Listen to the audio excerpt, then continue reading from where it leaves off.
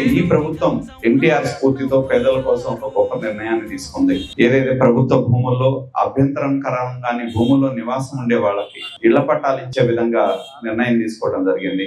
అలాగే సంవత్సరాల తరబడి ఇళ్ల స్థలాలు ఏవైతే ఉన్నాయో వాటికి పరిష్కారం చూపే దిశగా ప్రభుత్వం మొన్నే 306 జీవోని ఇవ్వడం జరిగింది. ఎవరైతే ఒరిజినల్ అసైనీస్ లేదా వారి కుటుంబ సభ్యులు ఎవరున్నా కూడా గత 10 సంవత్సరాలుగా అక్కడ ఎవరుంటున్నారు అనేది పరిశీలన చేసి వారికి ఇంటి పత్రాన్ని ఇచ్చే విధంగా ప్రభుత్వం నిర్ణయం తీసుకోవడం జరిగిందని చెప్పి ప్రజలకి సంక్షేమ కార్యక్రమాలు అందించడంలో మనం ముందుండటమే ఎన్టీ రామారావు గారికి మనం ఇచ్చే నివాళని చెప్పి తెలియజేస్తూ జోహార్ ఎన్టీఆర్, జోహార్ ఎన్టీఆర్.